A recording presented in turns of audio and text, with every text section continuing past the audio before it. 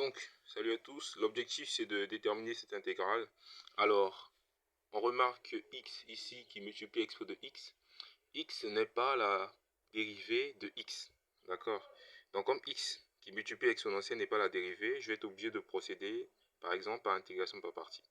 Alors, vu que x est facile à dériver, j'appelle x u et j'appelle exponentielle de x v'. Tout ça, ça va bien me servir, parce que u, pour moi, u c'est x. Alors, pour moi, v', je viens de dire que c'est exponentielle de x. Si u c'est x, ça veut dire que u', donc dérivée de x, 1. Si v' c'est expo, v dérivée d'expo, exponentielle de x. Alors, j'ai i égale, ça commence par u fois v. Alors, u pour moi c'est x, v exponentielle de x, les bornes 1, 2, moins l'intégrale, les mêmes bornes. Comme j'avais u v', ici je prendrais u', v, donc le produit u', v. Donc 1 multiplié par exponentielle de x, ça fait exponentielle de x, et on n'oublie pas le dx.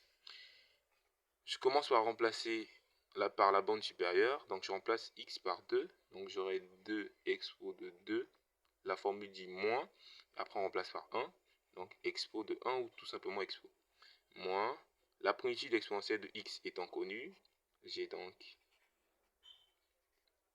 alors j'ai 2 expo de 2, moins expo, moins, alors je remplace par 2, expo de 2, moins, et je remplace par 1, super. 2 expo de 2 moins expo de 2, plus expo. Alors, je peux simplifier exponentielle. 2 expo de 2 moins expo de 2, résultat, expo de 2. Donc, je peux dire que i égale expo de 2, UA pour unité d'air. Ou tout simplement garder expo de 2, c'est pas grave. Donc, voilà.